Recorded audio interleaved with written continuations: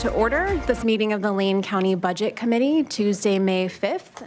Our first item on the agenda is committee business, and that's the election of the fiscal year 2026-2027 committee chair. I do also want to acknowledge that we have committee member Nelson joining us via Zoom this afternoon as well. Do I have any nominations for our 2026-27 chair? Can we nominate Sarah in absentia? Can we volunteer her that she has to do it if she's not here? Commissioner Buck? Well, normally I would nominate Greg Nelson to be our chair. He's kind of the next in queue. But knowing you are far away, I want to make sure that that's something you think you'd like to do, Greg.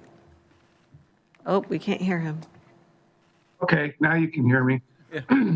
The problem is that I have severely injured my knee, and I am not 100% sure I will be able to attend the meetings next week because I still am waiting for an MRI and all of that jazz.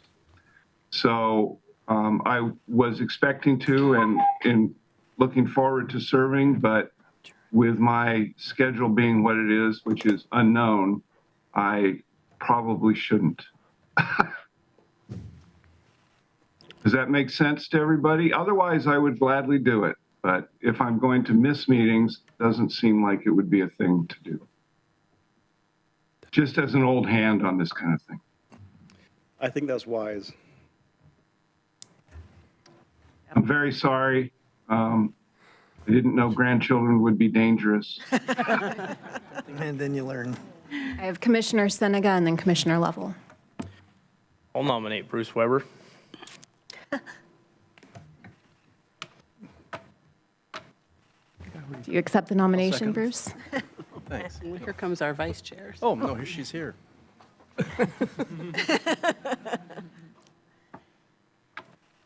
Do you accept the nomination, Bruce? Unless Sarah wants it. Welcome, Sarah. I did that for Sarah. Oh. Commissioner Lovell? I was, after looking at Mr. Weber's scowl, I wasn't sure he was going to accept. I was ready to nominate Jared Helton, but in light of that, I think both would be equally well, so I think both of those on the ticket would be acceptable, both Jared Helton and Bruce Weber. All right. Okay. Yes. Can I get a motion to nominate Bruce for the 2026-2027 chair? Oh, motion? Okay, Pat seconded. Okay. Then I will take a vote. All those in favor? Aye. Hi. I All right. Looks like the motion carries. Congratulations, Bruce. This was turnabout from fair play. I did this to you last year, didn't I? I'm moving. Very well. Au revoir. Okay. We literally switch spots. You can. matter to me any. I'm fine switching.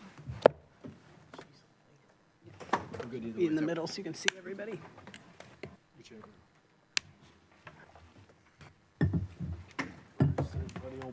Yeah, thanks, Ron. You worked out well.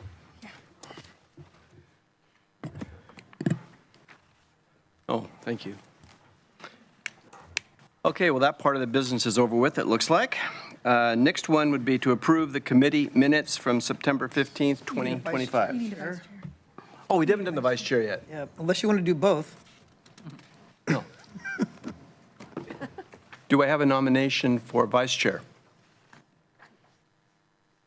Commissioner Lovell. I'd recommend Jared Helton for vice chair, if you'll accept. I would accept, sure. Second? Second. Okay, it's been moved and seconded. Jared to be the vice chair. Any discussion? All in favor, say aye. Aye. Aye. I Congratulations. Jump right in, Jared. Way to go. Okay. Oh, now we're at B. Okay, now we will look for a motion to approve the committee minutes from September 15th, 2025. So moved. Second? It's been moved and seconded. Any discussion? Look fine. All in favor? Aye. Aye. Right. Committee process, I assume that is you, Christine. Yes, thank you, Chair Weber. So just want to point out, there's restrooms out the main door, if you need that to your right. We have handouts for you, so maybe just briefly, you've got the agenda for today, agenda for the next meeting, which is Tuesday, the 12th. And then we also have given you public comment received through 3 p.m. today. You did receive, these are emails being received in writing, so we've been forwarding them to you. So you have already seen these, but just, we will put them up on our website as well.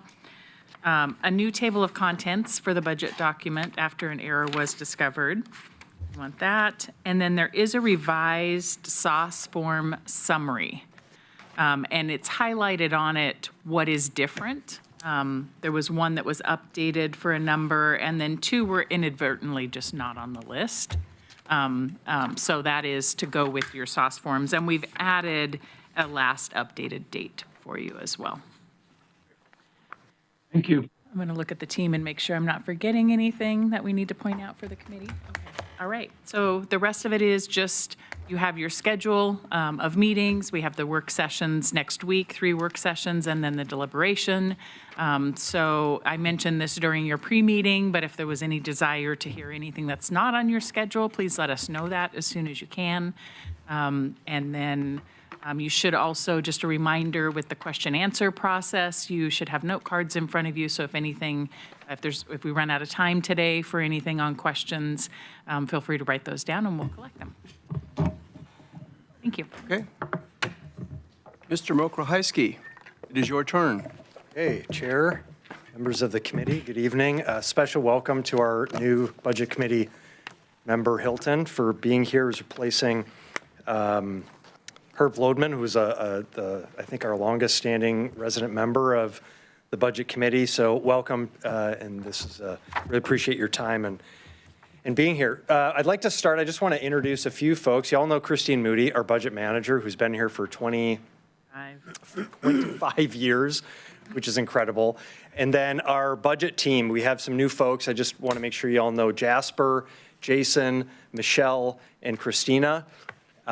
Incredible budget team that we have, so I've really enjoyed working with this group this last year. Of course, we have representatives from all of our departments that are here, and this annual budget process is a team effort. I get up here and present it on behalf of Lane County, but we work for months. This has been a 6-month process, really, in developing this proposed budget, and I'm really pleased with, again, the collaborative nature of the conversations and the work that we were able to do to identify creative, innovative, sometimes simple, sometimes challenging, but solutions to financial challenges that ensure that we are able to continue to deliver services that are really critical to our community. So on behalf of our leadership team in Lane County, I'm pleased to present a balanced budget for the fiscal year 2026, 2027.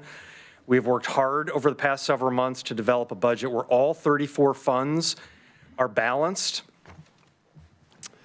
A budget that reflects the priorities established by the Board of Commissioners and our residents, a budget that limits the use of one-time funds for operations, and a budget that maintains core services and limits cuts that deeply impact our residents. You get a little bit of a sense here of what is in this budget.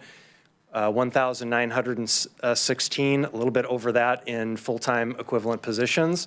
We'll have a slide here in a minute to show you the trending of positions over the last several years. We grew significantly, about 40% in our workforce over about an 8-year period of time, and now we've seen a steady decline the last 3-4 years of about 8% in our workforce.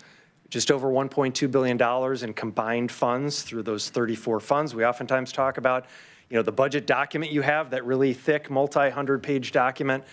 It is one document, but it is a collection of 34 different parts, 34 different funds that represent the different ways in which we collect revenue and the different ways in which we're required to spend those dollars for the most part, with the exception of the general fund, which is the one fund where the board and budget committee has some discretion in how you can spend those resources.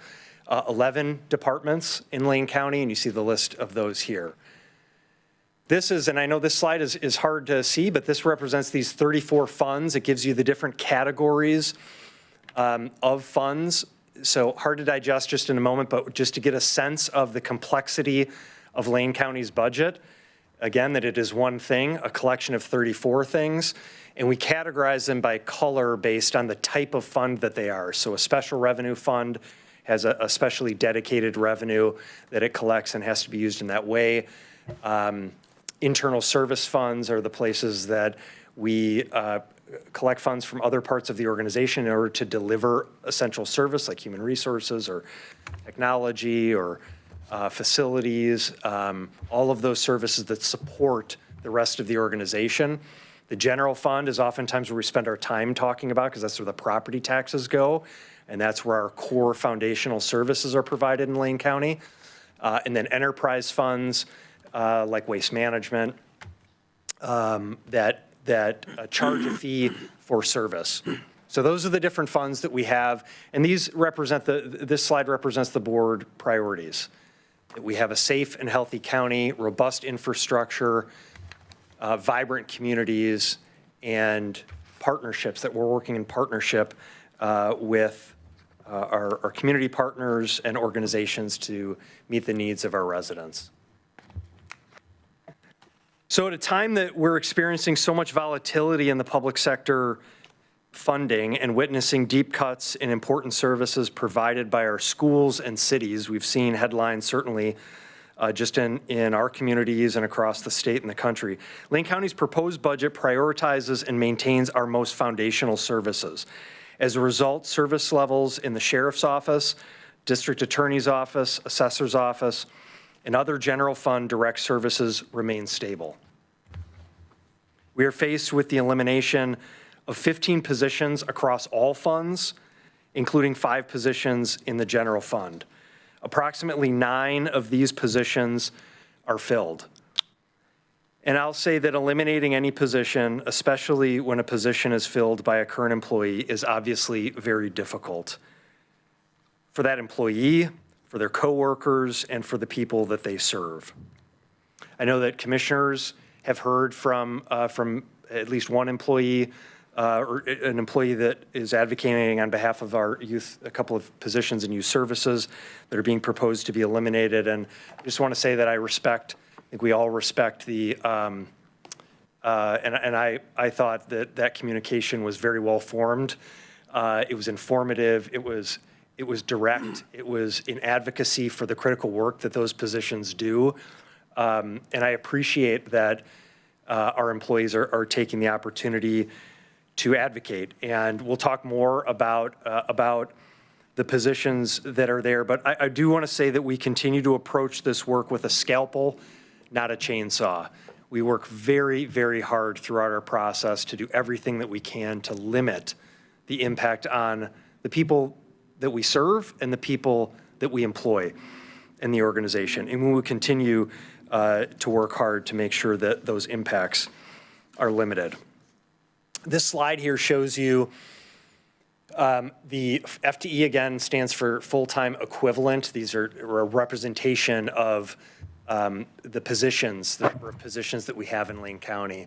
This is a chart going back to the fiscal year 15-16 budget. So you can see that growth that happened really through fiscal year 23-24, where we hit our peak of 2,081 positions. A lot of that growth happened with expansion in state and federal dollars. We received additional funding from the state and federal government for public health modernization and developmental disabilities, expansion of the K plan, which funds developmental disabilities. Those are state-run programs. The federal expansion of Medicaid through the Affordable Care Act. All of that state and federal funding allowed us then to add positions, to add services in response to those revenues. What we've seen now is, particularly post-pandemic, is a steady decline that not only have the pandemic era funds gone away, but we're starting to see a reduction and erosion of some of those services that were originally funded. We'll touch on that in a minute. So what what we're proposing for next year represents approximately an 8% reduction in positions over the past 3 years. We've reduced about 165 full-time equivalent positions in the last 3 fiscal years. Again, 15 for next year, but I want to give context for the last 3 years because we have seen several years here where we've had reductions in positions. Most of those positions are driven by specific reduction in revenue that is tied to that position. And then in the general fund, in the case of the general fund, we work as a team to identify reduction options and then talk about the potential impacts of those reductions and this is the scalpel approach to really try to identify where we can make reductions that allow us to balance the budget without significantly eroding critical services. Okay, don't look at the slide for now. We'll get back to property taxes, and those of you who've been around know that we talk a lot about the history of property tax constraints in Lane County, but I wanted to share, I was thinking about the fable of the oak and the reed. Are you familiar with this? Fable? The fable of the oak and the reed is an allegory about pride and humility, and I think it's reflective of what we have long dealt with in Lane County. The mighty oak stood proudly and fought the storm, while the reeds humbly bowed with respect to the wind. And it reminds us how to survive in turbulent times. Certainly Lane County has faced turbulent times for decades, and in particular the last several years.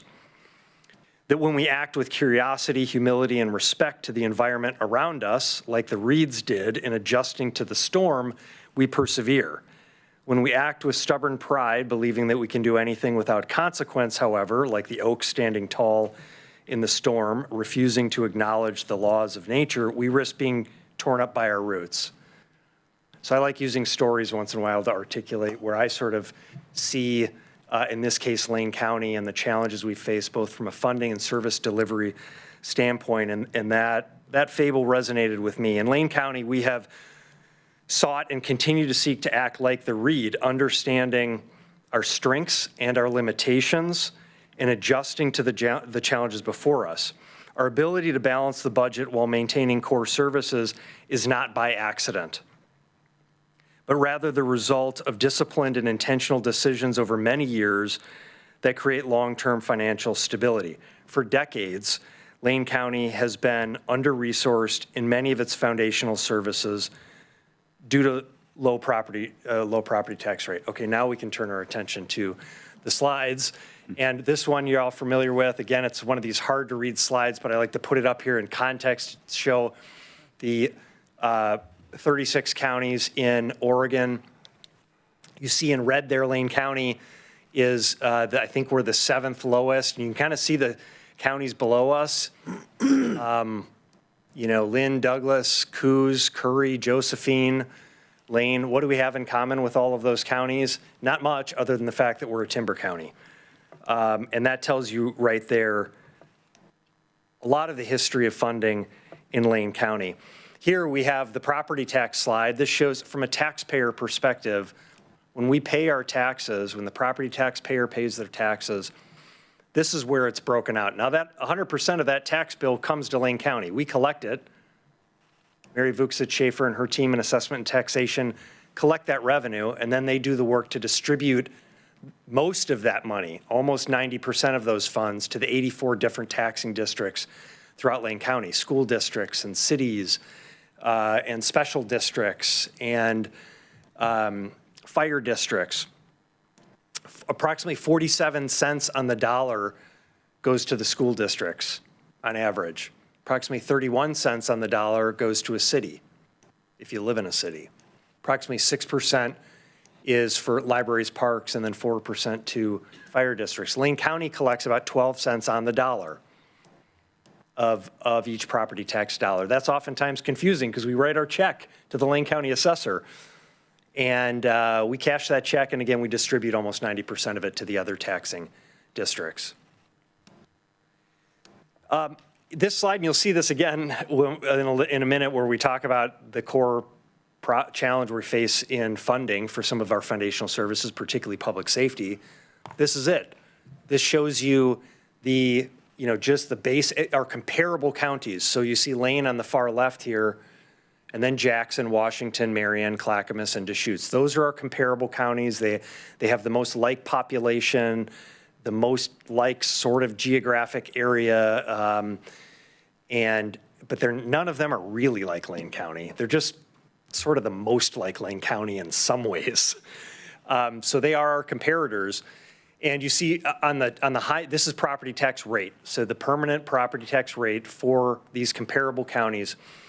And on the far left there, Deschutes County has the highest when you stack on not just their original $1.28, which is what Lane County's rate is. So their rate is the same as ours, but then they went and added 2 permanent rates that fund all their public safety services. As Clackamas County did, they added a public safety rate.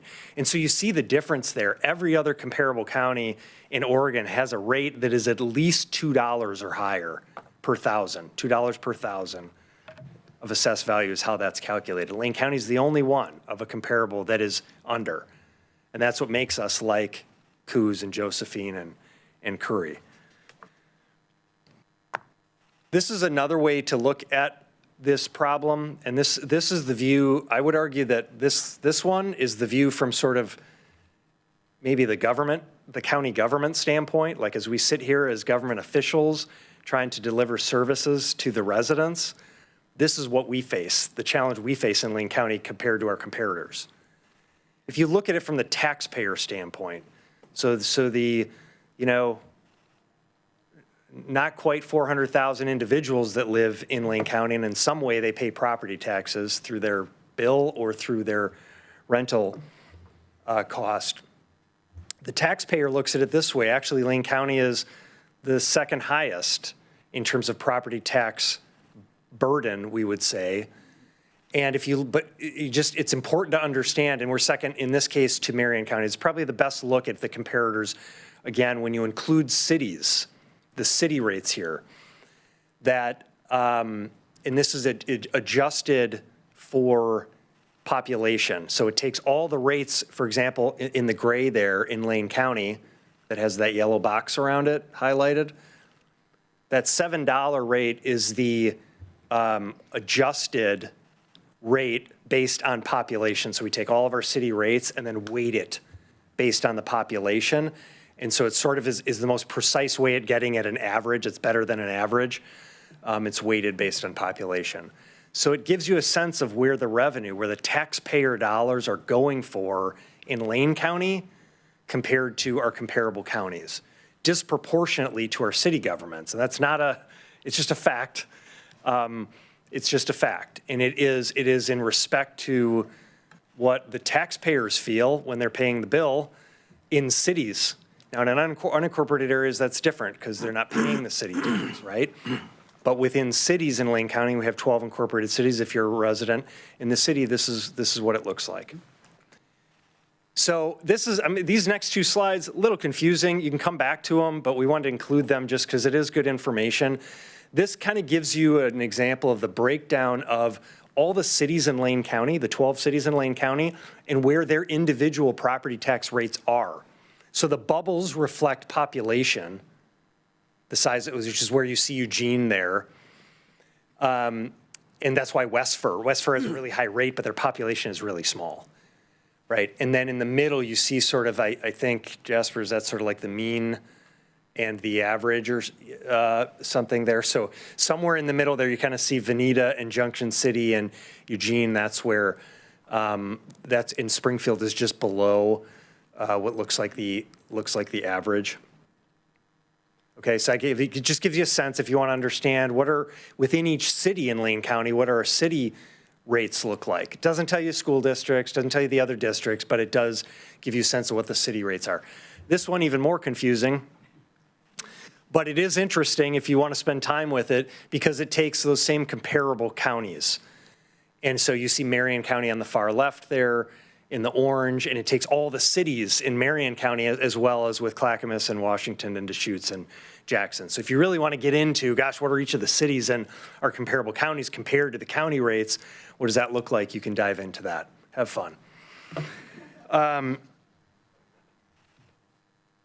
So, and then, the last, I think this has not been updated, this slide, but this shows you the secure role schools. So, the history of Lane County, heavily reliant on timber funding. We have a large percentage of our land in Lane County is forest land, federal forest land. We have relied on logging as an industry, logging within those lands historically, and that helped to fund our general fund services, sheriff and DA and assessor and all of the things we do in the general fund, as well as our roads and bridge maintenance for decades. Up until, the early 2000s, right? When that that funding declined, property tax caps went into effect, so local governments could no longer increase their rates. We were frozen at this $1.28 permanent rate. And so the federal government came in and said, we're going to provide an entitlement program, right? Guaranteed funding for counties that are in this situation, that are having declining funding. And so what the inflation adjusted number is, if we look back to, 20 years ago, today, what we would have today, if we still had that funding, it'd be about $20 million more in the general fund, about $20 million more in the road fund. Now, in a minute, we'll talk about what the sheriff needs in additional funding to bring the average deputies to the state average of per thousand deputies per thousand population. It's about 75 deputies. That's about $22 million. So if we had $20 million more from SRS or the logging of the 80s, we could actually provide the services that we need from our sheriff's office, from our district attorney's office, from our assessor's office. And we would likely have a little bit more to be able to subsidize some other areas we struggle, right?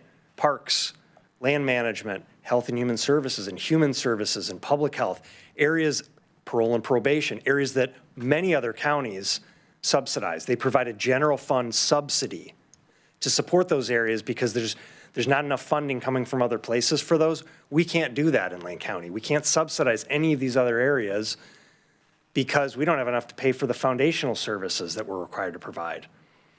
This is the foundational problem, the core problem that we face in Lane County. And it's why when we talk about the general fund, it is the mothership of all funds. It's not just the sheriff and the DA and the assessor and elections and those core government, foundational, original county services that we have to provide. It's all the other things that typically do rely on general fund that don't receive it. And so they're also stressed in ways that most other counties don't feel. Okay, so prior to 2014, now you can look at me, sorry, this is a little, I feel like a teacher in a classroom. So prior to 2014, Lane County was stuck in this pattern, really because we were dealing with all of these big cuts in state funding, in federal funding, excuse me, right? The SRS drops started happening in the mid-2010s, those step downs. And so the county was in the last big cut, the last cliff that you'll see there and people will talk about who were here, was around 2012, when the county cut about 200 positions. A lot of them came out of the sheriff's office, out of youth services, out of some of those, public safety and heavily reliant general fund areas. So prior to 2014, we were stuck in this pattern of deficit spending, burning through reserves. You've made a bunch of cuts, but further erosion of services was just not something that anyone could palate. And so we were spending reserves in very much a scarcity mentality, right? Still just kind of trying to contemplate with these cuts and how are we going to recover from this?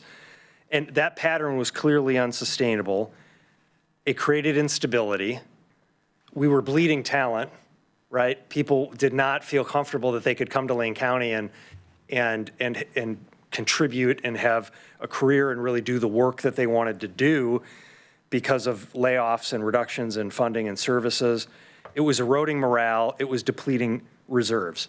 So around that time, we started to say, we need to make a commitment to start to repair the long-term financial stability of the organization. We need to do that through, not through the actions of one budget cycle, but through many years consistently over and over again by structurally balancing budgets, maintaining critical services, and doing things the hard way, making investments that weren't going to necessarily pay off right away, right? But we had to start chipping away at that. So we established strong financial management practices,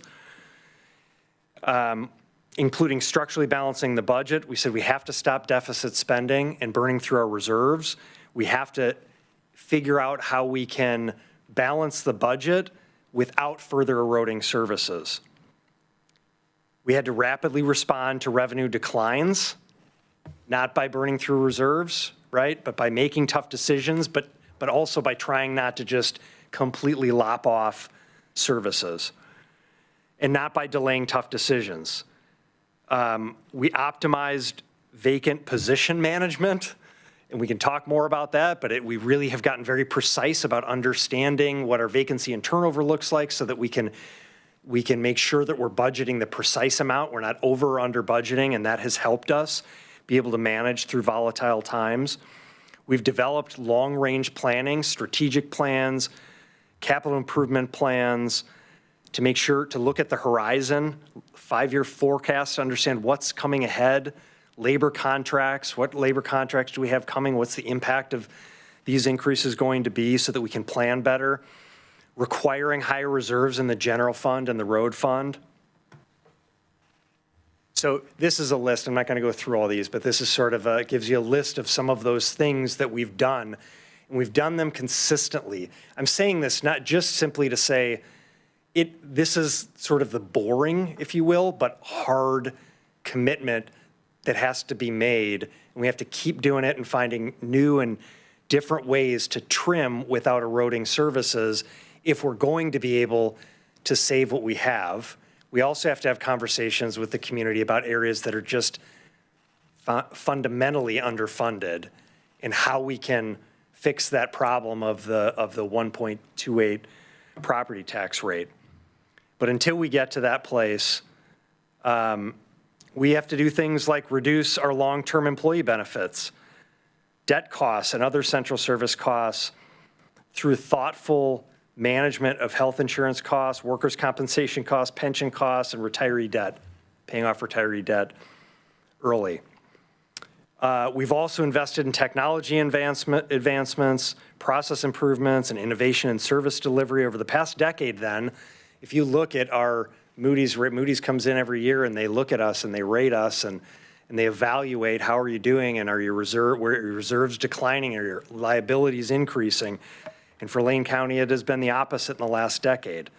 Our debt, pension, and other post-employee benefit liabilities have steadily declined, and our reserves have steadily increased, not by accident, but because of intentional effort. We prepaid debt.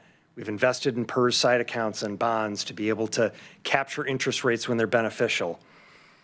And we have made sure that we have invested in reserves. We now have a policy in the general fund and the road fund, 20% in the general fund. It used to be 10% reserve. Now it's 20%. Road fund is around 40% because we have a lot of assets there and capital improvements we have to make. So we're in a much more stable, even though we're underfunded in service delivery, we can't deliver the amount of services that we need in a lot of places. We're stable as it relates to our financial condition. So it should be no surprise that since 2019, Lane County has maintained a AA1 bond rating with Moody's. It's the second highest available rating that Moody's provides. There's only one higher rating we could go up, and we're trying. It's the highest rating in Lane County's history. So that's important because it helps us borrow money when we do have some projects we're moving forward. It helps us borrow money at a lower cost, saves us taxpayer resources in that regard. It's also just a reflection of our financial health and our stability as an organization. But there is a difference between financial stability and credit rating and the amount of service delivery. We have to distinguish between those things. We've also been rated the healthiest large employer in Oregon going on, I think it's 5 years now, I lose track, but we're really proud of the investments we've made in stabilizing our employee benefit costs and improving health and wellness for our employees. You can actually do both, and that's what we've done here in Lane County, and it's taken a long time to get to this place, and we continue to work on it. So all this progress has been made despite state and federal funding disruption, major natural disasters that we face, multiple changes in board maturities, a labor strike, a pandemic, and the unprecedented federal government turmoil of the past year. Despite all these external factors outside of our control, we've persevered like the Reeds. So Lane County is unique. Mentioned a little bit how we're unique. We're unique and unlike any other county in Oregon. Some counties in Oregon are historic timber counties with recovering economies and low rural property tax rates.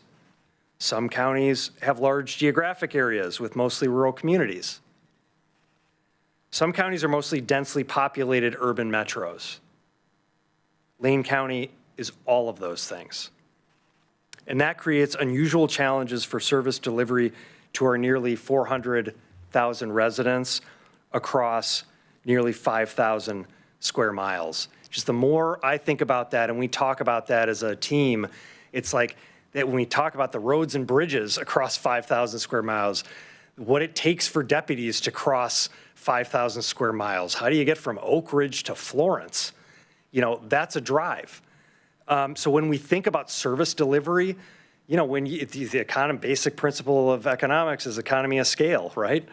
A focused small area, you deliver services, you can do a really good job. We have a lot of services that we have to deliver in a really wide geographic area with very limited resources. So for example, when we prioritize our comparatively low property tax revenue to fund public safety, it's still only enough for the sheriff's office to pay for 30 deputies assigned to policing services. That's the total number of deputies for police services. That results in a minimum staffing of 3 deputies and 1 sergeant per shift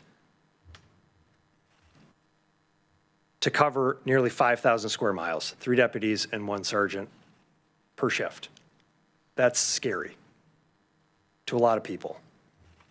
The sheriff's office needs 75 more deputies to reach just to reach the Oregon average per deputies per 1,000 population. That's what about $22 million would buy.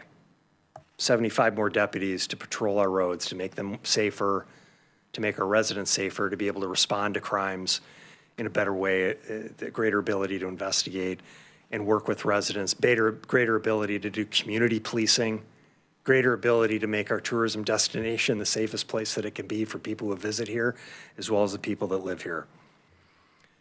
So the board has been clear in its direction to maintain current service levels in public safety. The fiscal year 26-27 proposed budget that you have in front of you does just that. In 2020 and 2021, the Board of Commissioners increased funding for 5 years to add rural patrol services to what we now consider minimum staffing. Those funds expire June 30th of this year. So that's a big problem that we attempted to solve in this budget cycle. I want to shift and talk for a minute about transient lodging taxes because I know that has been a big conversation, and we struggled with this issue. For decades, Lane County has invested 100% of transient lodging taxes. These are the fees paid by visitors to Lane County that are staying at our local hotels, motels, and vacation rentals. For decades, we've invested all of those resources in tourism activities. Over the past 10 years alone, Lane County has invested over $77 million for projects, services, and amenities that enhance our destination. Oh, I'm not there yet, okay. Things like tourism marketing, Revision Florence is an example. If you've been to downtown Florence in the last couple years, you know, we helped to fund all of the signage and wayfinding and improvements that was in partnership with Florence. Improvements in some staffing and operations in our parks department, including our covered bridges, operations and facility improvements at Lane Event Center. So that, those funds have been invested in those areas, and they continue to be. Lane County's fiscal year 26-27 proposed budget that you have in front of you includes over $11.4 million in transient lodging taxes that is going to fund 100% tourism-related activities, including increased funding for Travel Lane County, for our parks, for Lane County Event Center, the History Museum, rural tourism projects, and other tourism activities. Travel Lane County is a great resource and partner in marketing our wonderful tourism destinations, really, in Lane County. And it will continue to receive the largest percentage of the funds with $4.4 million. In fiscal year 2025, this funding supported approximately 22 positions that help us to market Lane County to tourists for the incredible destination that it is. Our Parks Division will receive about $900,000. Lane Event Center will receive $2 million for operations and some additional funds for capital improvements. The History Museum will receive $600,000, and rural tourism will receive $600,000 next year. By comparison, Deschutes County, to our east, another attractive destination for visitors, has allocated 2/3 of its transient lodging taxes to non-tourism activities since 1975. $8.4 million per year in Deschutes County transient lodging taxes goes to support mostly public safety, the sheriff's office, and other governmental services. In Washington County, 28% of transient lodging taxes goes to the general fund for non-tourism services. That's $5 million per year in transient lodging taxes that Washington County spends on non-tourism facilities. Oh, I got a little ahead of myself. So this is a slide that shows you that breakdown by category of transient lodging taxes, excluding the 2 points that the board approved a couple years ago that has yet been unallocated, and we're proposing in this budget to allocate a portion of that. If you set that aside, up to date, this is, and currently, how transient lodging taxes that Lane County receives are allocated. 39% of those provide support to Travel Lane County to market the destination. 28%, I think that is for tourism capital. 19% for operations, and the list goes on as I just described. The Public Safety Funding Task Force that Christine assured me her presentation was only going to be 5 minutes, so that was a mistake. Because then I just realized I had more time. The board appointed 11 members of our community to serve in a task force for a year. They did incredible work. These are 11 residents, geographic diversity, and different backgrounds and experiences, and definitely perspectives on how to solve the public safety funding challenge. They put together this really great report and presented it to the Board of Commissioners. And they wanted to see, as part of that report, they wanted to see that Lane County is prioritizing existing resources before asking taxpayers for more. They understood, as I think we all do, that the fundamental problem we're facing is this low rate at which we collect revenue to pay for those public safety services. But they want to make sure, and they want to make sure that of all the resources you have today, that you're investing, that you're prioritizing public safety in that. And House Bill 4148 that was approved by the legislature this short session authorizes use of up to 50% of post-2003 transient lodging taxes for non-tourism services. This is a very recent development. And the legislature talked a lot about it. They heard from a lot of local governments as well as the tourism and lodging industries. And this is the state authorization that allows for Lane County and other cities and counties to consider the use of transient lodging taxes in a way that we've never done in Lane County, even though counties like Deschutes and Washington and others have done for decades.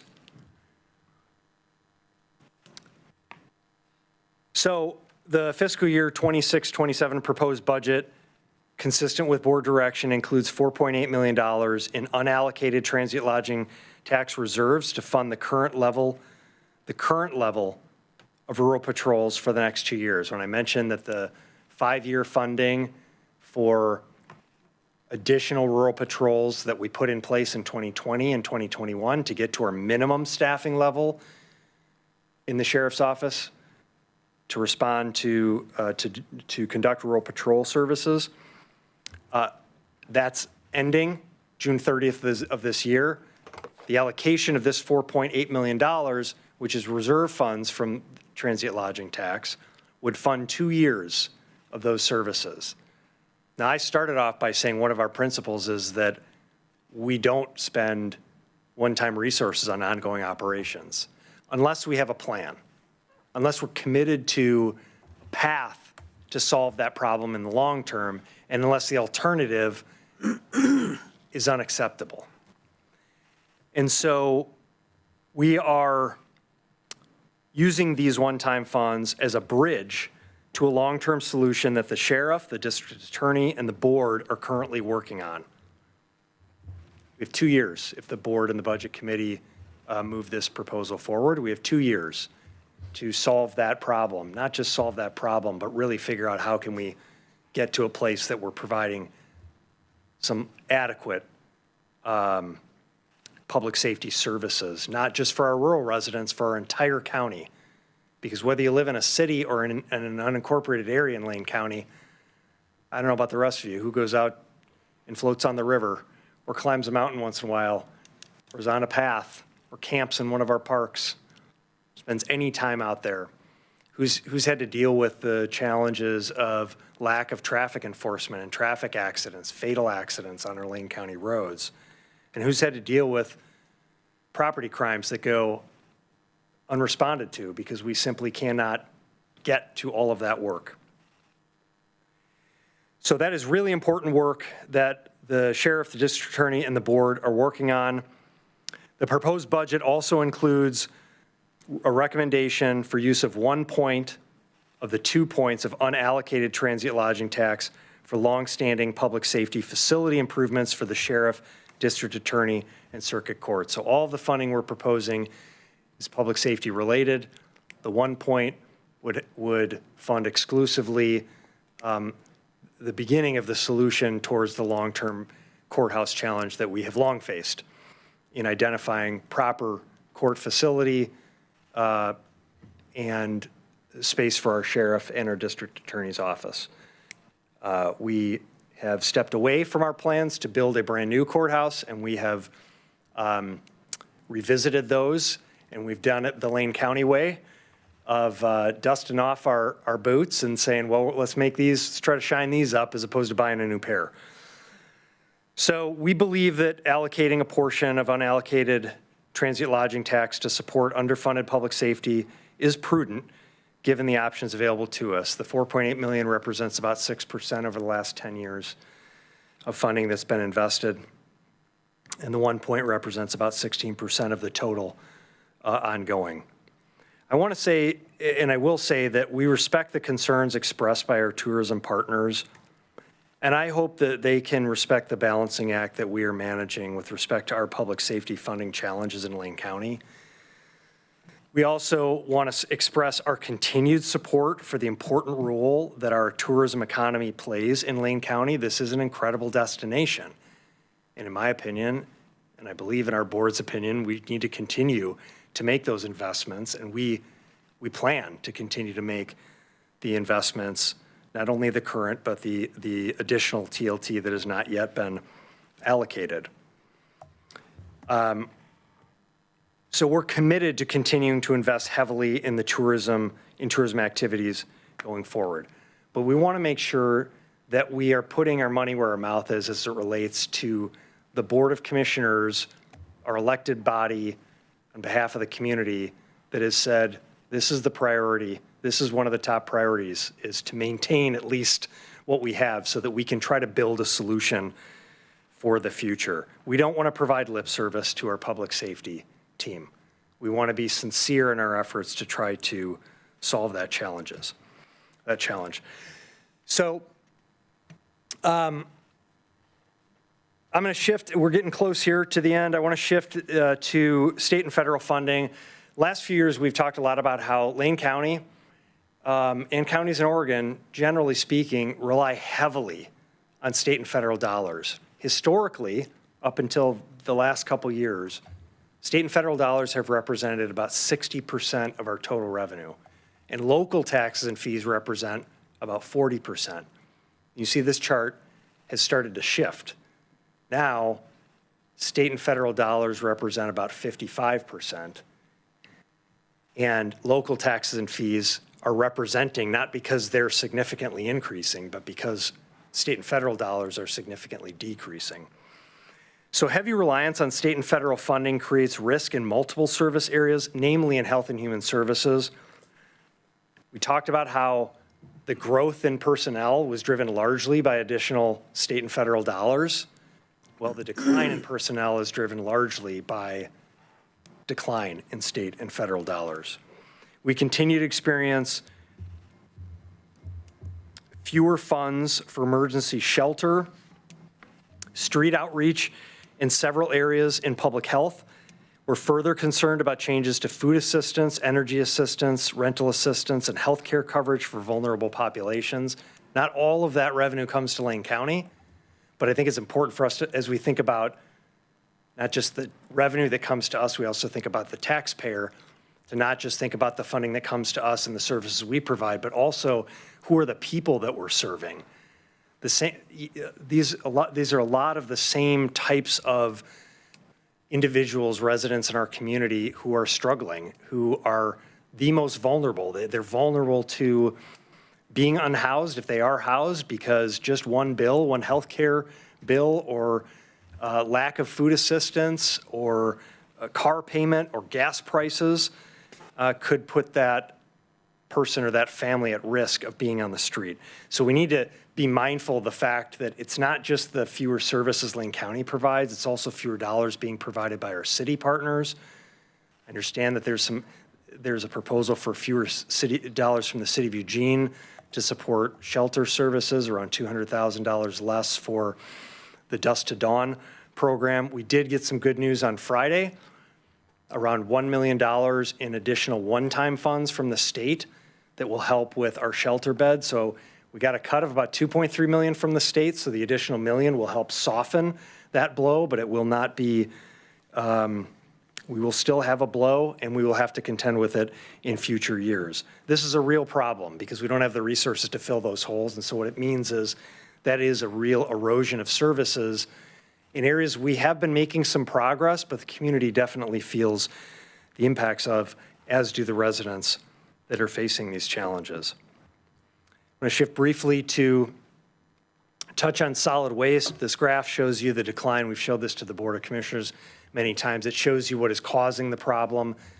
of funding in our solid waste fund, and that is approximately 50,000 tons of solid waste in Springfield, Crestwell, and Cottage Grove is being trucked by Sanapak Waste Connections 3 hours south to a White City landfill, subverting our landfill in Lane County and depleting revenues that support the public system of transfer stations, recycling, and hazardous waste services that we provide locally. I'll just share, and we'll talk more about this next week with the Budget Committee. We have proposed what we believe is a win-win-win solution for Sanapak, Lane County, and our residents throughout all of our communities to lower the tipping fee at Short Mountain by 15% at our local landfill. This would save Sanapak from trucking waste south, support our local public services, and reduce and stabilize rates for our local customers. This has created the exportation of waste has created approximately $2 million operating deficit in the solid waste fund that you'll hear more about next week, as well as approximately $3 million in capital funding to cap and develop additional cells. So there's around a $5 million delta there. We're trying to solve for about $3 million of that in the proposed budget. The proposed budget includes expenditure reductions and revenue adjustments to address this issue, which will result in service cuts and fee increases. And we will need to have some more conversations with the board from a policy perspective around specific services that we won't be able to resolve during this budget process. Additional investments in the fiscal year 26-27 proposed budget include funding, Commissioner Farr mentioned this earlier today, funding to review and recommend changes to Lane County's development code to ensure that we're doing everything possible to allow residential development within Lane County under state law. It's definitely a challenge because our state law is created to restrict development in unincorporated areas, to incentivize and allow for more dense development within the urban growth boundary and the urban core. So the laws are set up against us, but we want to do everything that we can, and our board has made it clear they want to do everything that we can to make sure that residential development is as smooth and easy as possible for our residents.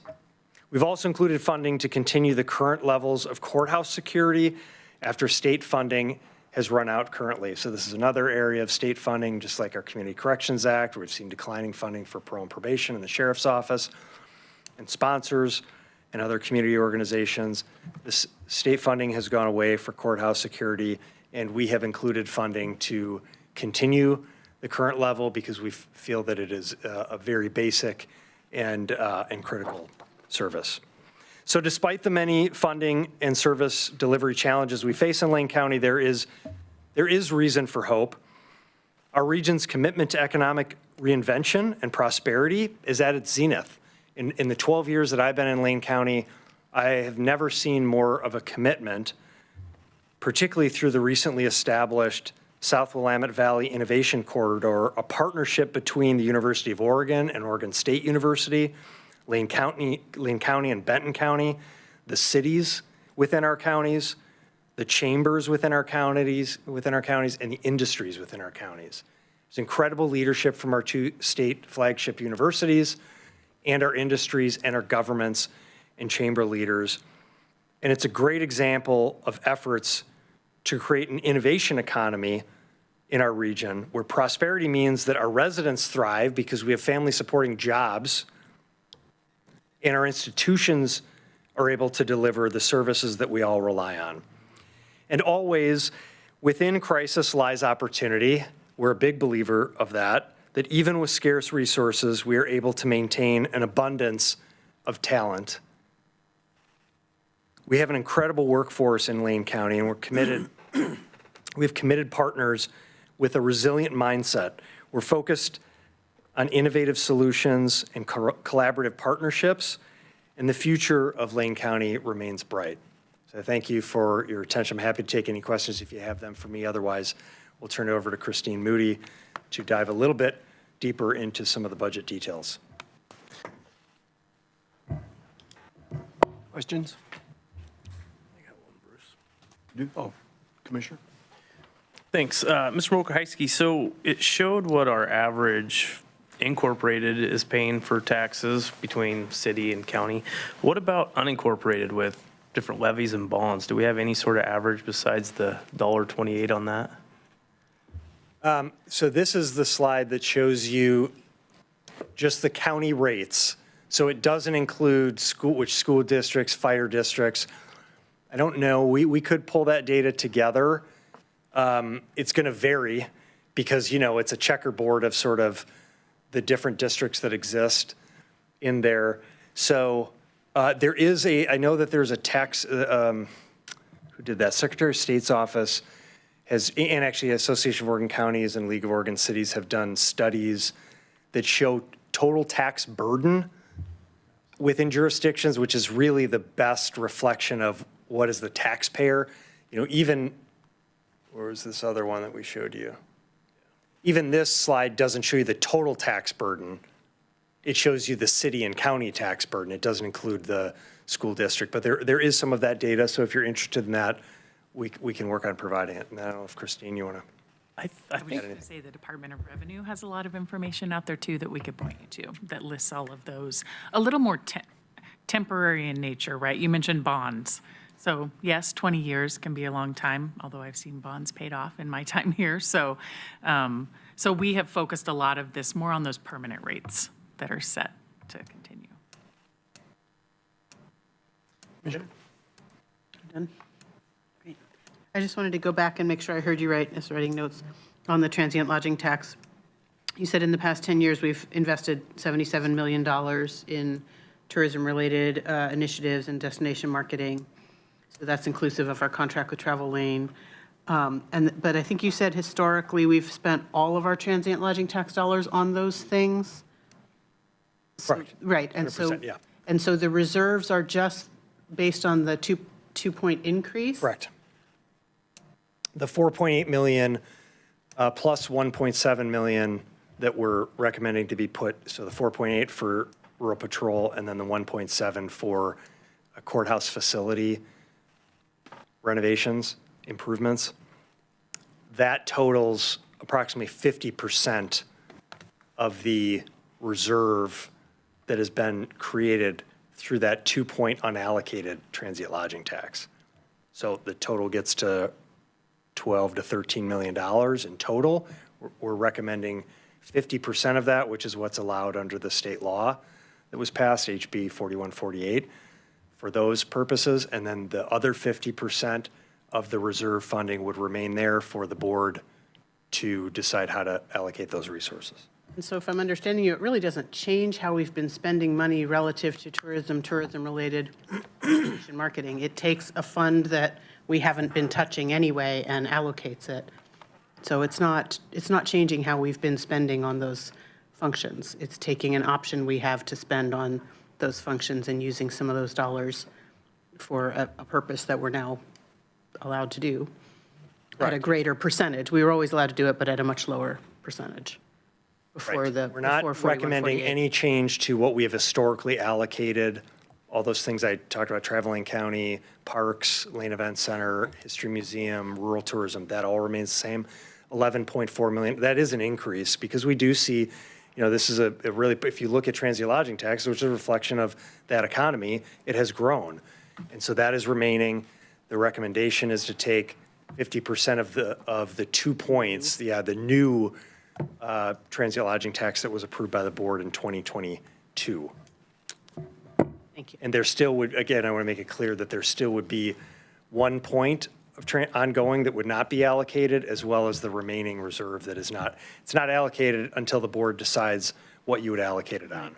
And what we will use it will bring us back to the levels that we have had before those 2 extra rural patrols in east and west. It makes up for that, what we're losing there. continue So the it's gonna current level. It'll keep- continue Right, so the it's not current actually level an of increase service. there either. It's not an but increase. It's to avoid a loss That is in correct. already insufficient coverage. Correct. Thank you. Correct, yeah. Mr. Farr. Thank you, Chair. Ms. Morgajewski, you're going to receive a great deal of support for switching transient TLT dollars from their historical purposes, which is tourism, on the board. But we have to do that with a great deal of solemnity, because when we added that 2%, it really was directed toward what we called tourism at the time.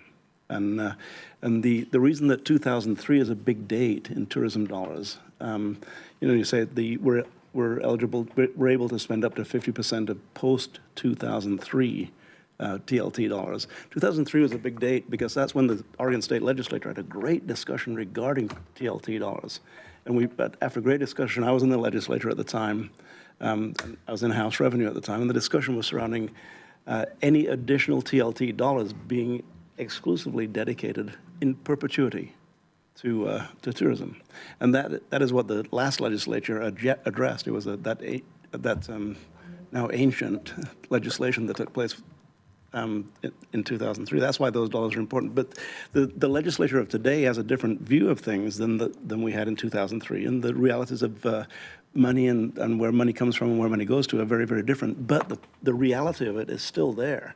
The intent of that in 2003 was for it to be for tourism in perpetuity. And tourism returns a great deal to the economy, and therefore funds a great many services and other enterprises that we perform through the tourism dollars. So switching tourism dollars to any other purpose, as Deschutes County has, as you say, for a long, long time, since prior to 2003, I believe. We have to be very careful about that and really have to explore, is that the only resource that we have? And is that how we want to squander a resource that decades ago Oregonians wanted to be dedicated strictly to tourism? We have to be careful with that, Steve. Yeah. And as I look around the board here, who can disagree that public safety, that we're 75 deputies down as we sit right here, who can disagree with the fact that we have to put all of our resources to bear on that? But not do it blindly and not do it in a way that doesn't understand why we are spending the money the way we're spending the money right now and the historical context of it. I'll just share real briefly. I do this class for newly elected county commissioners and typically elected officials across the state with the Association of Oregon. It's County 101. We just sort of talk about the, several of you have gone through that program, which is great. We talk about the kind of what's different about Oregon counties and cities compared nationally. And one of the things we talk about is that from the standpoint of like autonomy and flexibility around policymaking, cities and counties in Oregon have a great deal of authority around policymaking. More comparatively speaking, other states around the country. You know, we have home rule here. Lane County has a home rule charter. A lot of our cities and counties have home rule charters. So in terms of governing ourselves as local communities, a lot of autonomy and power. Where we have less comparatively is around revenue, taxation and revenue. We have very local governments, cities and counties have, it is controlled at the state level. And so I think, this is all to say, I think part of what the legislature was wrestling with was the constraints that cities and counties are under, local governments are under in the inflexibility of revenue at the local level, was to say, well, you need to have some flexibility in how you spend resources in order to be able to provide the critical service that it needs. So that was a little step. But with respect to how, I mean, I think this is something that I will just say, and I think all of us respect the fact that the board made that decision at a point in time with an intention, and a lot has changed. The state law has changed, the dynamics of funding services has changed, and the priorities and the needs of the community have changed somewhat. So this is a balancing act. There's more conversation to have about this, certainly. And what I wanted to articulate on behalf of the team of us that put this together, along with the board's direction previously, is that we didn't do it lightly. None of these things that are put forward lightly. They're all weighing different pros and cons and consequences and saying, we think this is the best path, even though it may not be a perfect one. And thank you for that perspective, Steve. The fact that there's limited ways to increase revenue for any one of the services that we're required to provide. The tourism industry has even fewer resources for that, and TLT being about all they have other than increasing revenues, at the cash register. So, and I understand that you will approach this with a great deal of solemnity and answer questions that will be asked throughout this process, and I will ask a few more questions. Commissioner Lovell. Thank you, Chair. I'm just wondering, is this a chance for us to make comments? I know Mr. McCrysky's time's a little over, or are we going to have time to do that after or during the public hearing? Because I could wait. I guess it's committee process. You can decide to change your process. Tonight is receiving the budget message, me giving an overview, hearing public comment. We haven't got time for budget discussion, committee discussion on the agenda, but the agenda Well, then I belongs to can the hold my committee as comments for well. that if that's a better So- time to do that, so that's fine. Great, thank you. Go ahead. Thank you, Steve, for the good and the bad. Christine, your turn, please. Hello, thank you. All right, let me get to, I went backwards. And I did tell Steve I can go fast, so I'm going to whiz through these and still be on time so we can have a little break before public comment. Because a lot of tonight is about receiving the budget message, and you have a very large document in front of you that, the departments have written a lot of text for you. We have written summary information. The team spends a lot of hours putting it together. So, whoops, I'm clicking as I'm talking. So a lot of this information is just summarizing it again for you, so that's why I'll go through it a bit quickly.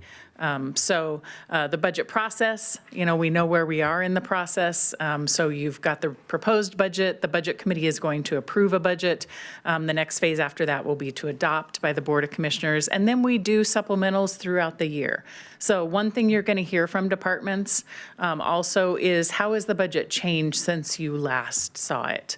Because there have been already 3 supplemental budgets this year, and FTE in particular has continued to decline some. So you will hear that on some of the presentations. This goes through those phases again, just in who's involved in each phase. So the budget office and all of our department staff, county administrator developing it. This thing is a little jumpy. And then we're at that budget committee phase where you're going to approve the document. The one thing I didn't mention on the slide before this is that we also have auditing and assessment of how we did on our budget. So we do have external financial auditors who come in and review the actuals to budget. We said what we were going to do. Did we really do that? And how does that compare? And then the star here shows you where we are in the process. So this year did start just a little bit earlier. We have what we refer to as leadership team, kickoff with leadership team at the beginning of January every calendar year.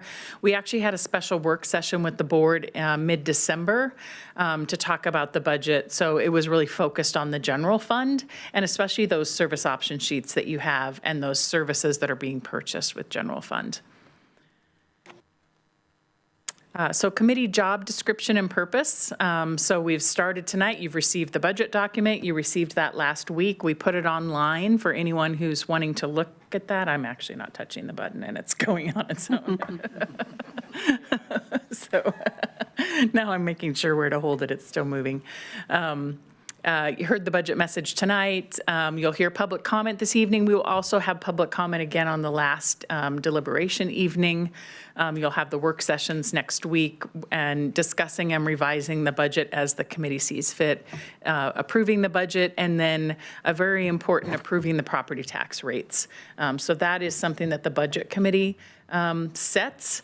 The Board of Commissioners could not, even if they wanted to, go above a rate. And some of them, a permanent rate we couldn't change anyway, but thinking more of our levies, if the Budget Committee set it lower than that voter-approved rate, the board could not later increase it. So here's just another chart that shows those 34 funds. So again, just trying to show, is anyone touching it over there? Okay, it's even across the room. Show the size of the different funds. The dark blue wedge up to the right top is the general fund, to give you some perspective in where that is. We are seeing a 1.7% decrease in the total budget for the county and the 15 FTE that were mentioned. All right, looking at it by fund type.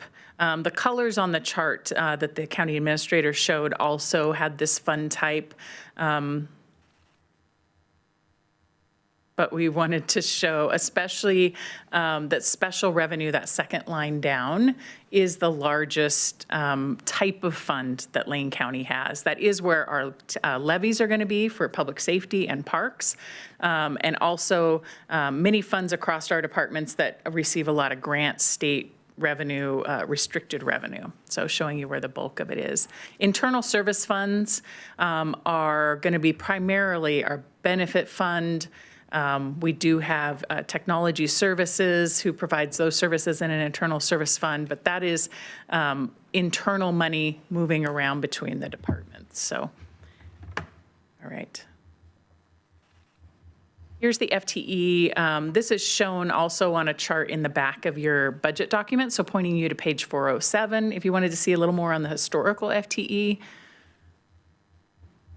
But it shows by category. So public health and welfare still being our largest with the FTE of 662 and culture and recreation being the lower 44.8.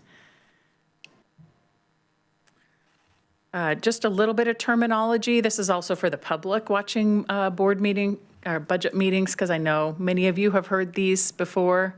Jasper's controlling it backwards for me, aren't you? Yeah, thank you.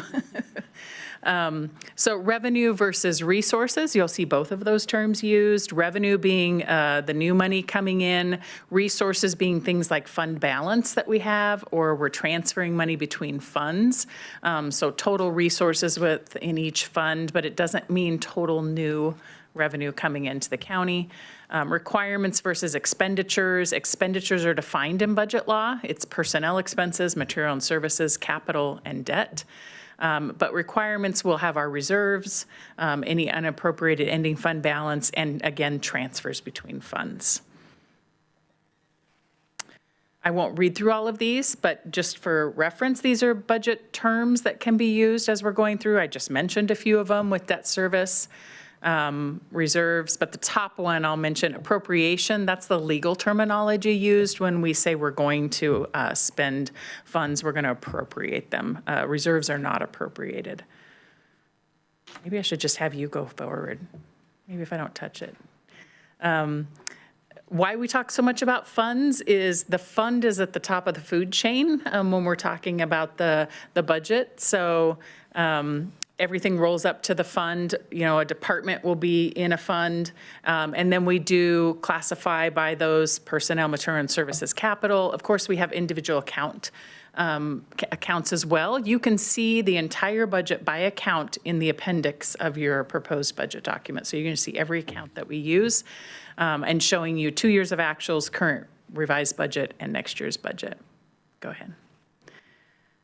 Here is just taking down that expenditure further, what belongs to a fund, what belongs to a department. These are legal terms, but it explains why you'll see certain expenditures or not seeing reserves in a department budget. You're going to see that in the non-departmental section of your document. So that is where you can find, like, what are the reserves in all of the funds? You can find that in non-departmental. What are the transfers, contingencies? Okay, go ahead. So budget law requires that we are balanced. Our resources have to equal our requirements. There is no ability to deficit spend at local government level. But we do take it a step further and look at that structural balance of the budget, meaning we want our ongoing revenue and ongoing expenditures to be the same in order to continue to afford the expenses that we have going forward. So you'll hear us talk a lot about whether funds are structurally balanced or whether we have places that we're working on that structural balance.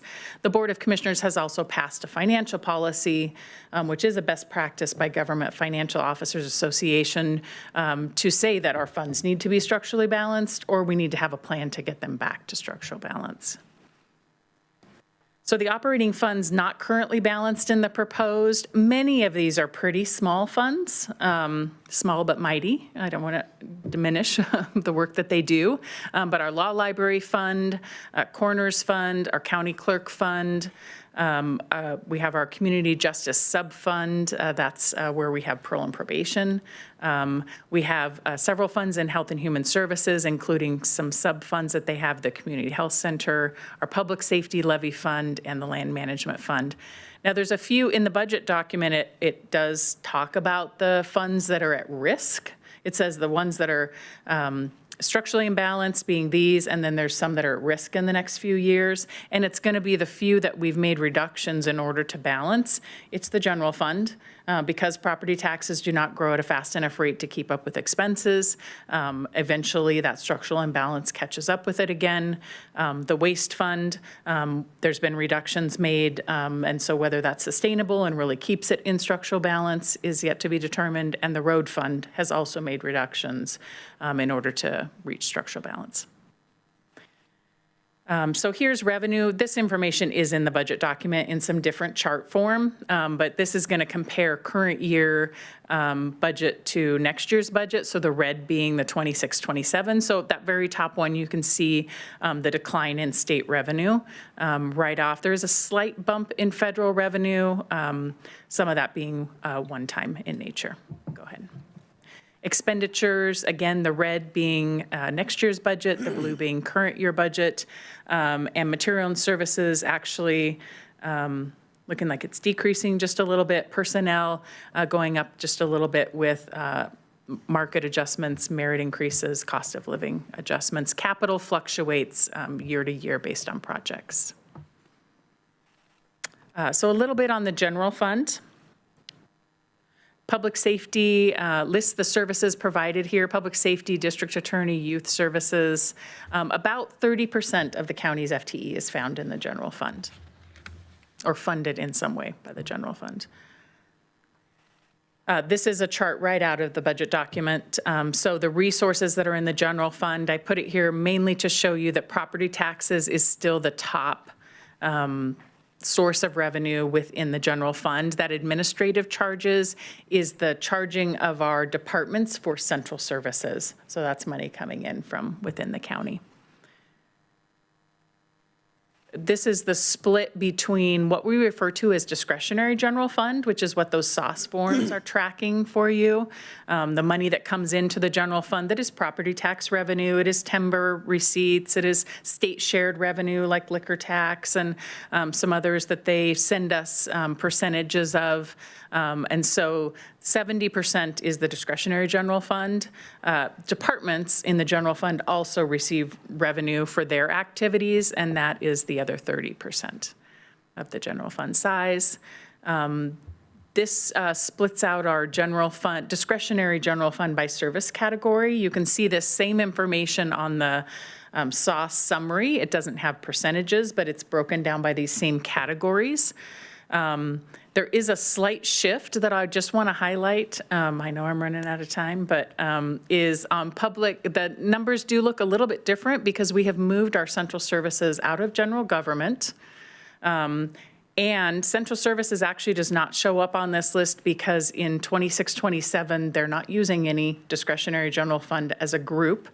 Part of that is because we made reductions last year and some the year before. And so as they get smaller, they're still collecting revenue from 2 years prior. So it takes a little while for that revenue and expense to catch up. We also made a shift in the SOS forms. You'll see that court facility support, state court facility support is a new service option sheet. That expense used to show up in facilities. And it was, you can see, over $1 million. So it would have shown up in central services, but we've moved it to its own non-departmental form in order to highlight that expense that the county basically has by not being reimbursed by the state for facilities that we're providing. So trying to provide more transparency on that cost instead of having it just be part of our facilities budget. The general fund changes, again, this is in the budget document. So you can see under the general fund section, but this tells you some of the changes occurring. Property tax is assumed to grow 3.25%. So I'll share that. And then reserves and fund balance changing slightly due to changes that are occurring in spend down of former ARPA projects where we have a reserve for them. I won't read through these. These are also in the budget document under balancing options in your financial summary section. This is just the detailed reductions that are made in the general fund by department. And then the next slide, and we will put this up on our website and send it out to you so you can read through it, but are the investments that were made. That court security one that County Administrator mentioned is at the top there. And then there are some smaller one-time items that are added, limited duration position in human resources due to a reduction they had last year as well. So you've seen this slide from me before.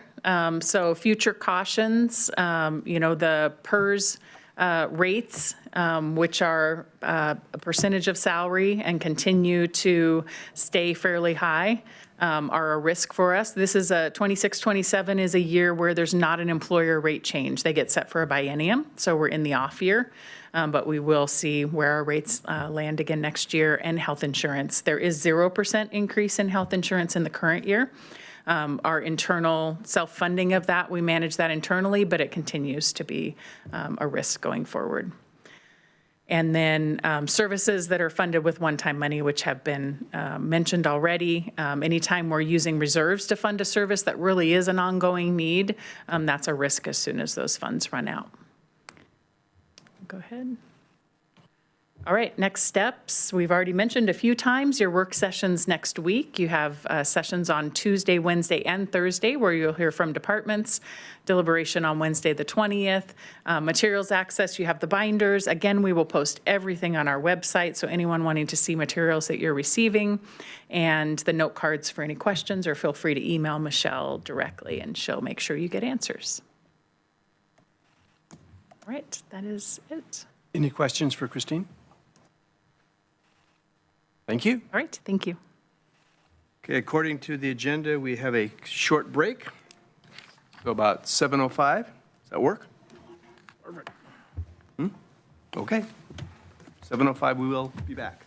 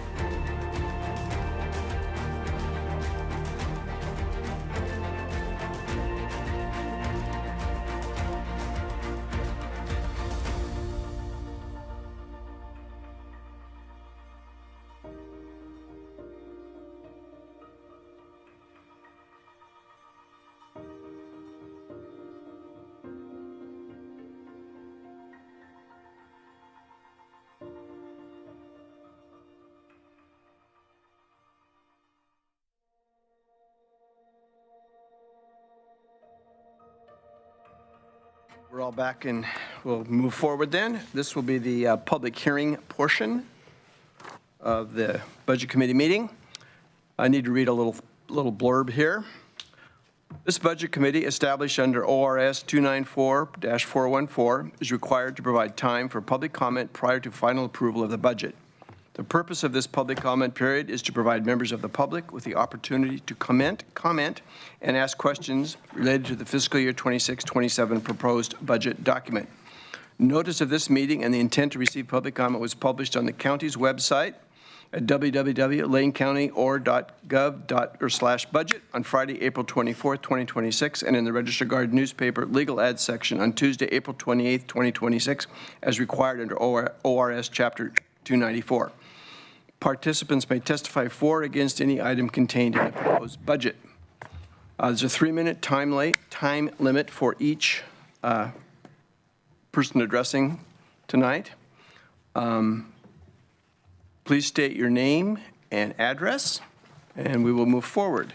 And on my list, the first person will be Samara Phelps.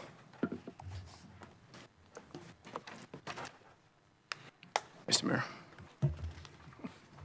Good evening. Lovely to see you all. Thank you for the time today. My name is Samara Phelps. I am a resident of Springfield. And I am president and CEO of Travel Lane County, and I'm here on behalf of the visitor economy that supports $1.1 billion in annual spending and 1 in 9 jobs here in Lane County. And to start off, I just want to thank the administrator for giving the discussion around transient lodging tax and that fund time in the budget message so that we can really understand this topic, and to the staff for their thoughtful production of the budget that's in front of you today. I have a deep respect for the work that you are doing as the board and the committee members to get to a balanced budget for the county. Navigating a budget under the pressures that Lane County faces and that were just outlined is very hard, and I don't take that lightly. And I know that you don't take it lightly either. My job is to speak to what the visitor economy needs to keep delivering to this community the jobs and the spending that I previously mentioned. And what it needs is for transient lodging tax to do what it was designed to do. When the board voted to increase the TLT by 2%, the ordinance was clear, as was addressed. Those funds were to be used to enhance, fund, construct, and maintain tourism-related facilities in Lane County. That wasn't accidental language, and it reflected a commitment to building the kind of infrastructure that generates lasting economic return. More visitors, more spending, more jobs, and more tax revenue to fund the services this community relies on. The proposed Lane County budget redirects half of that increase to public safety. State law allows that flexibility, but I'd ask this committee to consider what we give up when we use long-term investment opportunities in an economic tool for a one-time expense or a short-term budget gap. Tourism investment compounds. It creates jobs that stay, it generates revenue that grows, and it is, over time, one that has been sustainable for our community and can continue to be sustainable. Right now, Travel Lane County and Lane County are working together on a decision-grade feasibility for an indoor multi-use sports facility, a generational investment that would bring tournament visitors to this region, filling rooms in the winter months when we need them most. And it would also provide decades worth of economic activity, an investment that generates tens of millions of dollars in visitor spending every year that we have it. That work is currently underway, and it is a part of a shared vision that started with that 2% transient lodging tax. And it's a shared commitment to do the work moving forward. I'm asking this committee to protect that fund that makes the vision possible. Direct the TLT dollars to their intended purpose, and let's continue building the community that we want to see for generations to come. Thank you so much for your time. Thank you, Samara.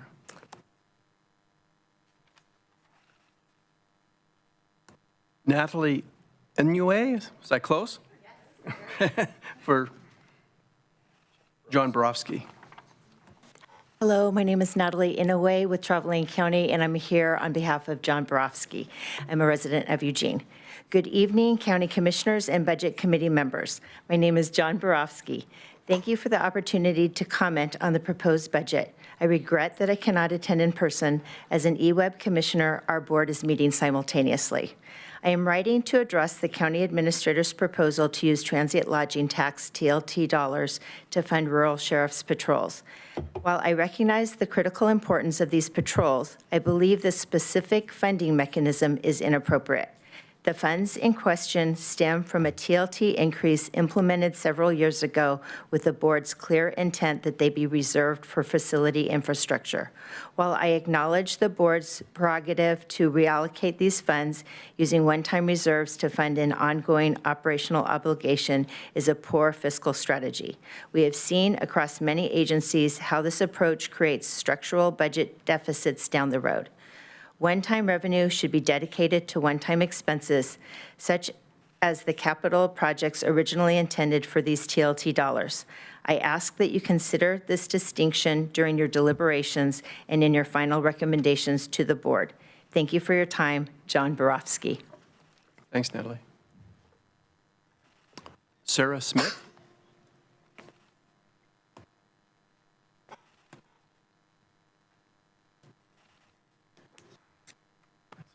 Good evening. Hi. I'm Sarah Smith, and I am a resident of Eugene, Oregon. I'm also the Director of Operations for Incline Management, and we operate 274 hotel rooms in this area, and I also serve as Chair of Travel Lane County. The hospitality industry has helped me build a life here in Lane County, a community, and raise my family. I want to speak to the allocation of transient lodging tax funding, specifically the intention behind it and why it's important to let these funds do the work they were designed to do. I am speaking as a hotelier, one who collects the tax, remits it, and sees firsthand what happens when we invest in tourism and when we don't. When the board voted to increase the transient lodging tax by 2% in 2022, I supported it, along with many in the lodging community, because it came with a clear commitment that those funds would be used to fund, enhance, construct, and maintain tourism-related facilities. That need has not changed. Winter is really hard. Across my properties, occupancy from November through February averages around 50%, often at much lower rates compared to a roughly 85% in peak season. The gap isn't abstract. It means reduced hours, fewer benefits, scaled back wages, and difficult operational decisions just to keep properties open. Our owners are working hard to sustain their teams and their businesses through those months, and this pattern plays out across lodging properties countywide every year. The reality extends beyond hotels. It impacts restaurants, shops, and ultimately county revenue. I understand the county's budget pressures, I really do. But as someone responsible for collecting this tax and who believes in its purpose, I am asking you to keep it working and heading as it is intended, to build the kind of infrastructure that supports a resilient and thriving community. An indoor multi-use sports facility is exactly that kind of investment that fulfills that purpose. It has the potential to transform our winter season by bringing in families, tournaments, and events that support hotels, restaurants, and local businesses, while also expanding the county's overall tax base.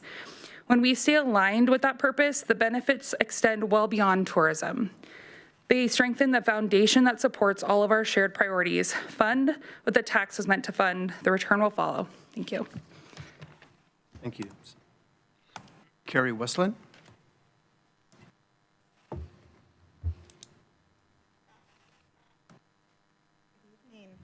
I'm Carrie Westland, and I live in unincorporated, under-patrolled Lane County. So I know what we're talking about. I've been robbed. I've had no one there when that happened, so I get the pressure. I really appreciate Steve Mokrzycki explaining to you that the transient lodging tax already provides funding for parks, for the Lane Event Center and Fairgrounds Complex, for the Lane History Museum, and for your Economic Development Department, all programs that general funds are subsidizing in other jurisdictions.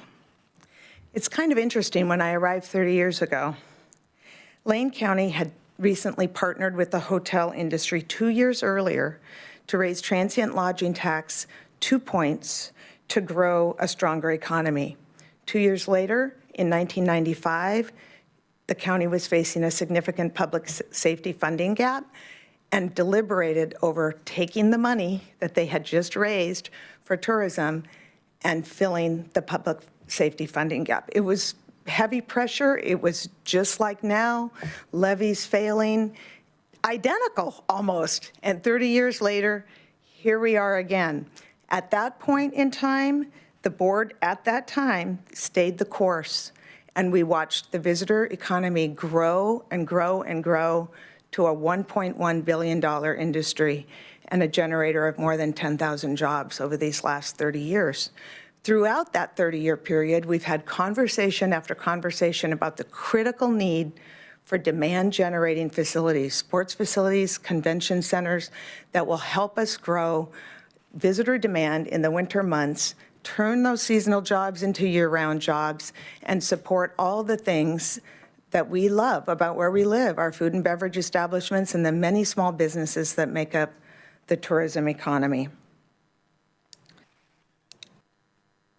We've seen in Portland, we've seen in Salem, we've seen in Medford, public investment in facilities using lodging tax to grow those local economies.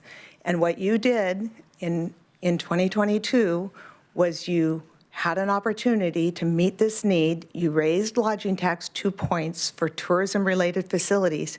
You could have put 30% of that money into public safety or any other general fund use right at that time. The state statute in 2022 allowed a 30% pull-off, and you stayed the course. You put 100% towards tourism facilities when you implemented the 2% lodging tax. You're right back in the place where a former board was 30 years ago, and I hope you'll commit to the same kind of leadership. Broad-based services deserve broad-based funding. I vote for every public safety levy that shows up on the ballot.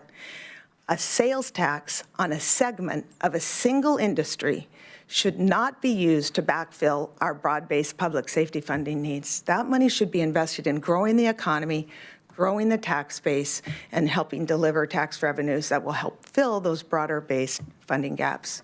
I really appreciate the opportunity to provide input. I know it's tough. I hope you do the right thing. Thank you. Thank you, Carrie. Bev Smith.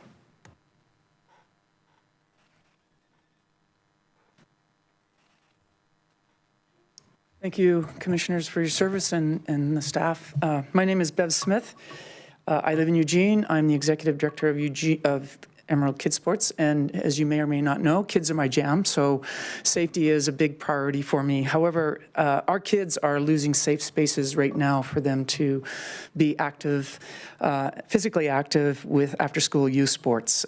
Budget cuts in our schools are marginalizing spaces. We are being squeezed out of gyms that we have traditionally relied on for our kids to be safe and to be active. This is not a future problem. It is happening now, and our kids and adults are feeling it, as we also do not have a community or county-funded recreational center to offset the gaps in space and place. I'm here because proposed budget redirects TLT funds away from tourism infrastructure and toward public safety. As I mentioned, I understand that priority, but I'd ask this committee to think broadly about public safety and what that investment looks like. Organized youth sports reduce juvenile crime. They build relationships with trusted adults. They give kids somewhere to be and something to belong to. This is public safety. It just always doesn't get called that. An indoor multi-use sports facility is the answer to both problems at once. During the week, it gives our kids the safe space they are losing, a dedicated place to practice, to compete, to grow, that doesn't depend on school space and budgets. On weekends, it brings tournament visitors from across the region, generating the economic activity and tax revenue that this county depends on. And I can say it gives a huge relief as a staycation for our local families who have been traveling up and down the I-5 corridor for years to have their children experience an out of the fishbowl competition. This is not a trade-off between public safety and economic development. it is both, and it is one investment, and it would be great if we could see it that way. I would ask that we direct TLT dollars towards what they were designed to build. The return shows up in many more ways than one. Thank you. Thank you, Beth. Dana Terrell?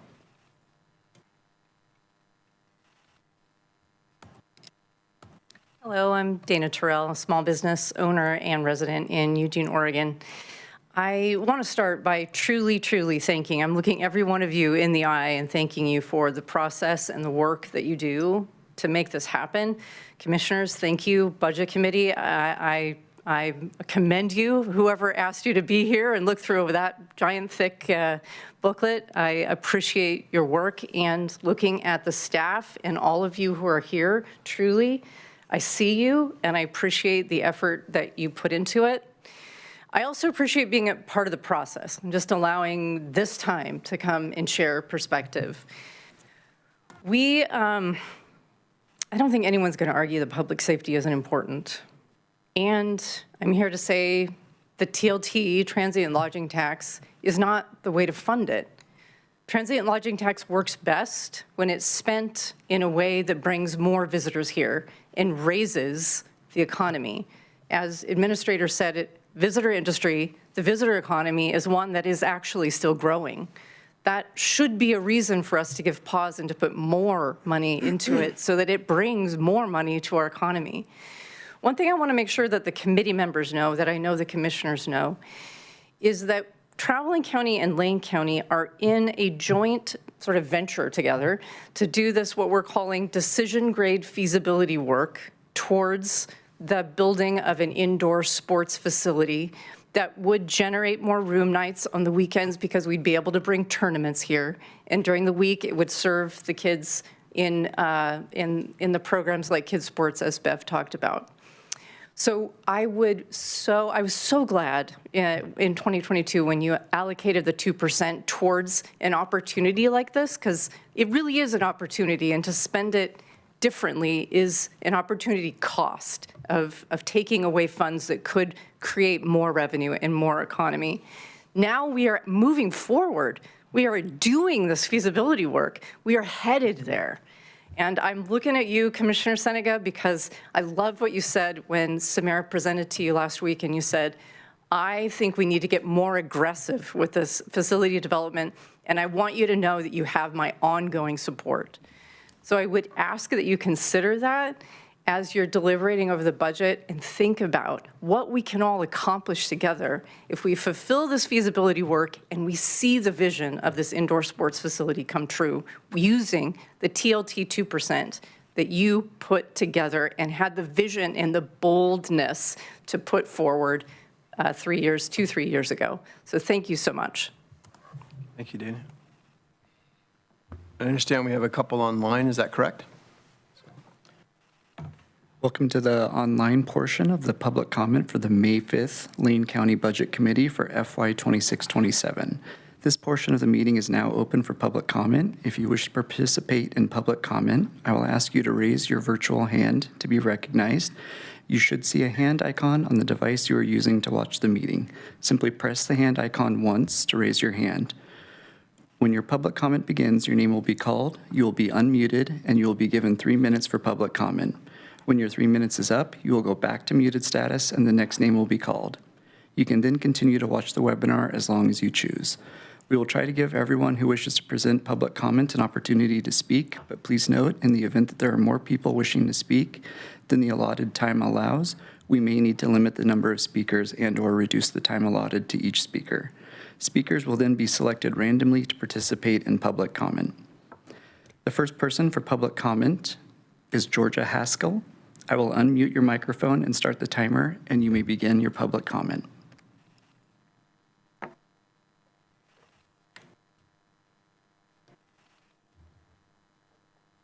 Go ahead, Ms. Haskell. Hi, my name is Georgia Haskell, and I am in Cottage Grove. I am the Executive Director of the Cottage Grove Area Chamber of Commerce. I wrote earlier this year about why changes to Oregon lodging tax structure would hurt communities like Cottage Grove, and I do believe that this budget proposal raises the same concern at the local level. I represent a community that relies on the Lane County Sheriff for public safety outside city limits. Just today, we had a horrific accident on London Road. So this is not me downplaying public safety at all. I mean, we wouldn't function without them, but I do believe that the TLT is the wrong funding source for it. And I'll just echo what my colleagues before me spoke on the matter. They said it so eloquently, but in rural communities like mine, we need this tourist investment. We need an indoor multi-use sports facility center to bring tourists in the off seasons. We need it. And we've been doing the work on it, and I would hate to see that not happen. The facility here means that those events that happen in Portland and Salem, those people would come to us. And that boost we desperately need right now. And I know that this is an uphill battle and that the funding isn't going to magically appear, out of nowhere. But I think that, I'm just going to thank you for the hard work that it is going to take in figuring this budget out. And I think that not corrupting the foundation of the funding source now, because it's just going to keep getting harder each year. And with that, I'll just thank you for your time. Thank you for your public comment. Our next speaker will be Dhruti Patel. I will unmute your microphone and start the timer, and you may begin your public comment. Hello, can you hear me? Yes, we can. Okay, thank you so much for the time today, and thank you to the Lane County Budget Committee and the commissioners here. My name is Dhruti Patel, and my family owns and operates 6 hotels across Oregon, 5 of which are in Lane County, and we are very proud to employ over 100 people in Lane County alone. I am here to express my concern about the funding increase, or the budget, and the lodging tax increase by 2% that we agreed to in 2023. I was boots on the ground advocating to other hotel owners that this is going to be a great increase for us because it will increase tourism into Oregon and bring visitors to boost the local economy.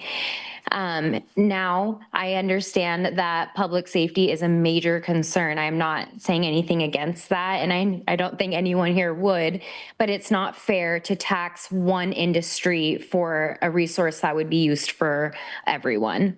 I urge you to consider other avenues, and I thank you for the hard work it will take, but I do urge you to use other avenues to secure the funding. Thank you again for this time. Thank you for your public comment. If there's anyone who has not spoken but would like to make a public comment, please raise your virtual hand.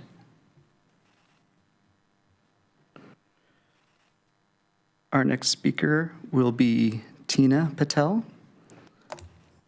I will unmute your microphone and start the timer, and you may begin your public comment. Hi, this is Tina Patel from Eugene. I moved here with my one kid 30 years ago and started with the one small motel in Eugene. And it has taken a lot of time to build into 6 hotels. And we always advocated that lodging tax needs to go into the tourism. And it is very important that, the winter demand is not here. We have a 365 room in Eugene, Oregon. And like our colleague said before, our occupancy from November to March, it is very, very slow. The people, they are working at the hotel who's a housekeeper does not have a room to clean. That means they are not getting a full-time hours, and then they have to go to other revenue working 2 jobs. I know you have very tough decision to make for the public safety. And like everybody else said, lodging tax is not the way. One industry should not suffer. You need the money, but I think not only one industry should be paying for it. We need to look at the other revenue. I really encourage you to look into that and not take the money from the tourism. It is very critical for the hotel owner to have a tourism coming into the Eugene. Thank you for your time and your hard work.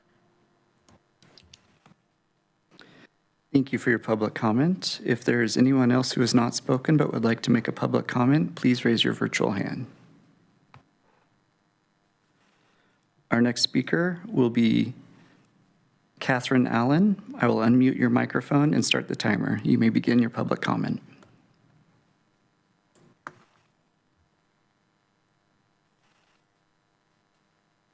Good evening. My name is Catherine Allen, and I'm the general manager of the Gordon Hotel. I'm here because I have seen the impact of tourism in our community and the lack thereof it. Winter is our hardest time in the industry. Visitors are not coming to Lane County. I see it in our occupancy numbers, in our staffing schedules, and the energy within our property.